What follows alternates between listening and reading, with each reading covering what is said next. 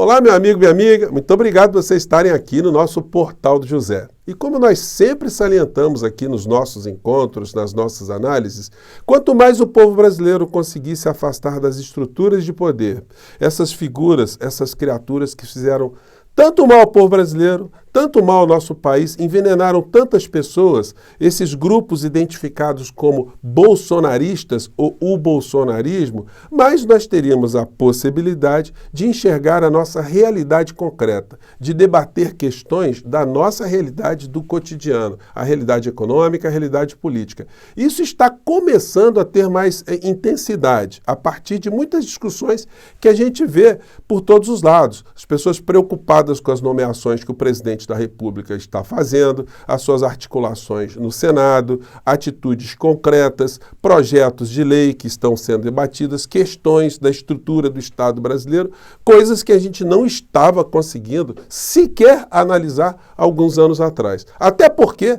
todas as pautas ultra-neoliberais aqui no nosso país passaram de uma forma absolutamente avassaladora, sem o menor debate, sem a menor discussão, porque nós estávamos aí diante de um problema de saúde, um problema sanitário, né, global, e aqui no nosso país de uma maneira muito mais intensa, num país desgovernado, e aí se aproveitou desse ambiente para dar cada vez mais uma série de rasteiras no povo brasileiro. Bom, hoje eu quero falar com vocês sobre algumas questões envolvendo o governo Lula, sem esquecer também das responsabilizações que o genocida está sofrendo a cada instante, cada vez de forma mais intensa. Antes de mais nada, quero convidar você que está chegando agora ao nosso portal e não nos conhecia, para que você se inscreva aqui conosco. Você que é muito bem-vindo, muito bem-vinda. Conheça também os nossos outros vídeos. Se você gostar, compartilhe, recomende. Enfim, se puder, se inscreva aqui no nosso clube de membros. Não se esqueça de mandar o seu comentário e dar o seu joinha também, tá bom? Então,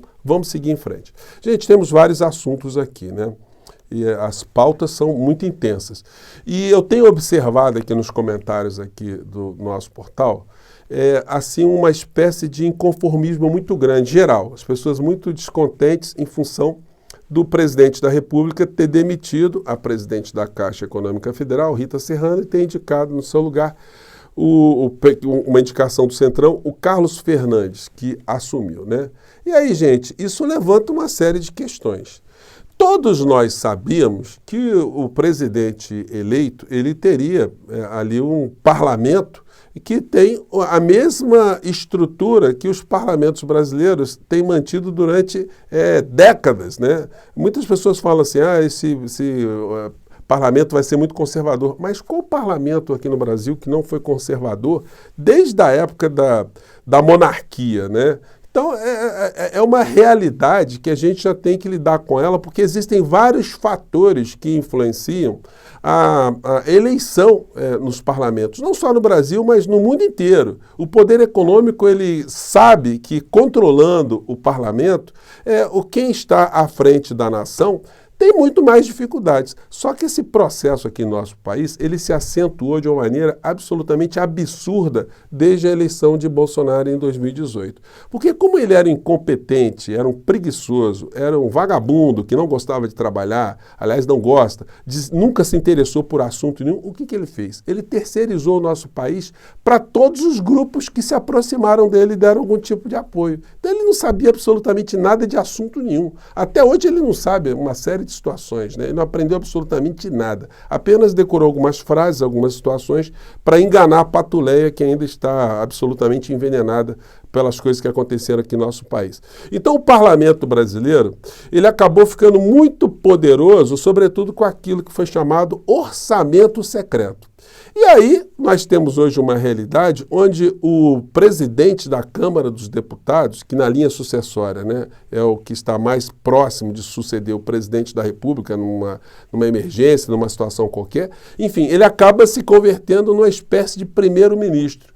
Um homem com uma concentração de poderes absurdas, com uma possibilidade muito grande de travar o governo, com uma vantagem adicional no caso dele, é que ele só fica com os bônus. Os ônus, sempre quem fica é o governante, é quem está na presidência da República. Bom, e o que compete então ao presidente da República? Se sujeitar a todas essas situações ou estabelecer algum tipo de ferramenta, algum tipo de criar algum tipo de força ou aglutinar forças para enfrentar esse tipo de realidade? Porque senão a gente está numa situação absolutamente imodificável para toda a eternidade aqui no nosso país.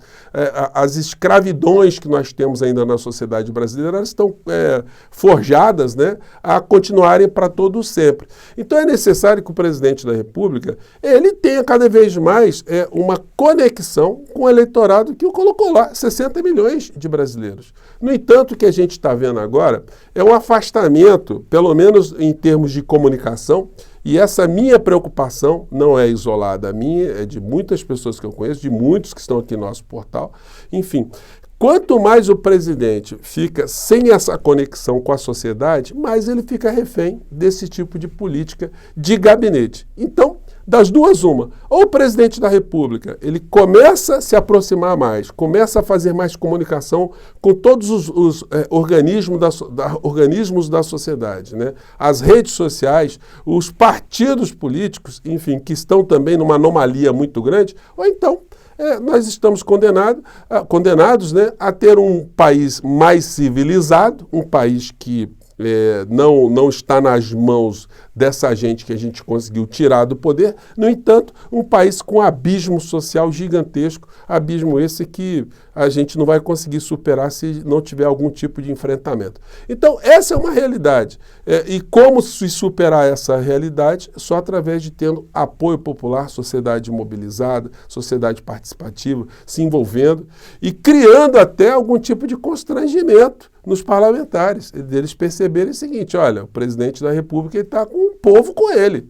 Ele está conseguindo aglutinar o povo. Então vamos levar isso em consideração também, né? É como eu penso, gente. Eu gostaria de saber a opinião de vocês, mas esse tipo de opinião está ancorado também no processo histórico, né? Em muitas análises de situações que já aconteceram em outras partes do mundo e em outros momentos históricos também. Bem, e aí a gente vê esse tipo de situação. O Senado rejeita a indicação de Lula para comando da Defensoria Pública da União. Olha, quanto mais o presidente da República ele não manifesta um apoio político da sociedade muito grande, mais os vigaristas de gabinete vão se organizando para cada vez mais darem as cartas, né? Então são situações assim que eu queria ter jogado para vocês no dia de hoje, é o que eu estou fazendo. Bom, isso posto, a gente vai ter muitas oportunidades para olhar mais para esses assuntos concretos. Vamos agora cuidar da responsabilização criminal do maior criminoso que nós tivemos na história do nosso país. Hoje no TSE, comentei com vocês mais cedo, se iniciou um julgamento, mas ele foi interrompido, não foi terminado hoje, né? Teremos a próxima sessão na terça-feira. Mas já há 2 votos para que a figura do ex-presidente da República seja condenado de forma mais severa, com sanções pecuniárias mais severas, levando junto com ele ali o vice da sua chapa, né? O Braga Neto. O incrível é o seguinte: o inelegível ele publicou nas redes sociais dele essa charge aqui, esse banner, né? Missão dada é missão cumprida. Relator do TSE vota por Bolsonaro inelegível e multa de 425 mil por uso do 7 de setembro. Ele está negando, né? Não utilizei o 7 de setembro, isso tudo aqui, eu não fiz nada para me beneficiar, enfim. Só o ministro, que já comentei hoje com vocês, o Raul Araújo, é que acredita nesse tipo de patifaria, de insanidade, de coisa grotesca que aconteceu no nosso país. Mas ainda bem que o TSE vai decidir essa questão, né? E teremos aí mais elementos para futuras condenações criminais do inelegível. O Flávio Bolsonaro fez uma seguinte publicação hoje. Vai, Lula, indica o Flávio Dino para o STF, o Senado está te esperando. Isso porque o nome indicado para ocupar a presidência a direção da Defensoria Pública da União foi rejeitada pelo Senado, o que mostra que o jogo não está muito fácil, né? Portanto, mais uma vez, a mobilização da sociedade seria uma ferramenta importante, né, para o presidente da República mostrar que o poder está muito dividido aqui no nosso país, mas que ele tem uma parcela da sociedade brasileira que quer mudanças, né? Foi para isso que a gente votou no presidente. Pois bem, o Flávio Dino foi objeto aí da ação do Flávio Bolsonaro, evidentemente porque ele assumiu o impacto, né? Ele sentiu o impacto aqui da fala que o ministro deu lá na comissão de orçamento, que estava lá na Câmara Federal, onde ele foi, de assuntos tributários, enfim, onde ele foi chamado, né? Em dado momento ele fez essa homenagem aqui, numa leitura muito rápida dos fenômenos envolvendo crimes aqui no Rio de Janeiro, milícias e o envolvimento de políticos, bandidos, vigaristas com os milicianos. Vamos ver o que disse aqui Flávio Dino, que atingiu tanto o Flávio Bolsonaro. Vamos lá. O senhor tem razão, é algo que vem de décadas, e um dos maiores erros políticos que houve no Rio de Janeiro foi o incentivo às milícias. As milícias foram incentivadas por políticos e protegidos por políticos. Eu nunca homenageei miliciano.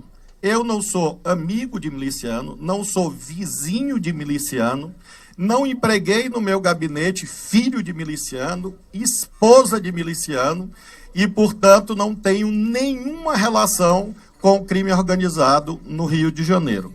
E nós temos, portanto, essa atitude de... Então, foi uma pancada direta no queixo do Flávio Bolsonaro, né?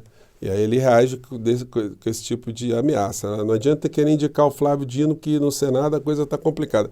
Só que o ministro Flávio Dino, vamos nos lembrar, né? Ele é senador da República eleito. Então, se ele sair do Ministério da Justiça, ele vai para dentro do Senado Federal. Enfim, se ele continuar como ministro da Justiça, ele continuará a prestar os serviços à sociedade brasileira. O STF para o ministro Flávio Dino seria apenas assim uma coroação, né, de uma trajetória política muito bem sucedida e muito honrada, né, a favor dos interesses do povo brasileiro, né? Bom, os negacionistas, como eles estão aí sem o que fazer, eles estão nas franjas dos assuntos menores. E eles estão muito encantados com a possibilidade de passar no Congresso Nacional uma lei que anistiaria todos os golpistas do 8 de janeiro. Já expliquei aqui no nosso portal que isso não vai acontecer por algumas razões muito simplórias. Em primeiro lugar, porque o projeto de lei do Mourão já é inconstitucional. O poder legislativo não pode desfazer decisões que o poder judiciário já sacramentou. Esse é um ponto que já suscitaria ali um questionamento sobre a constitucionalidade dessa lei. Agora, no mérito, que essa gente aqui está toda empolgada, a direita está todos, os extremistas estão todos jogando o maior peso nas suas redes sociais para as pessoas se envolverem nisso, né? Mas eu já falei com vocês, eu li o projeto de lei aqui do Mourão, e é um projeto inútil, porque ele visa anistiar pessoas do 8 de janeiro, mas anistiar quem?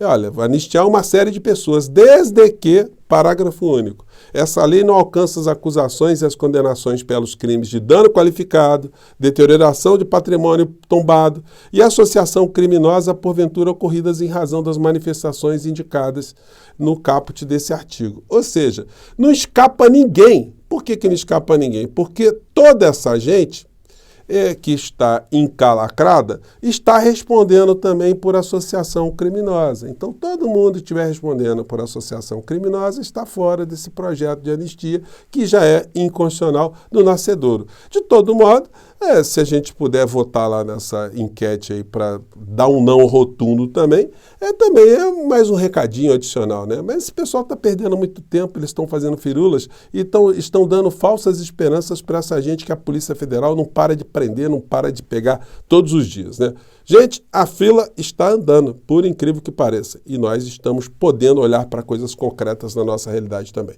Fico por aqui, mais uma vez, um grande abraço, mande seu comentário, até o nosso próximo encontro. Tchau!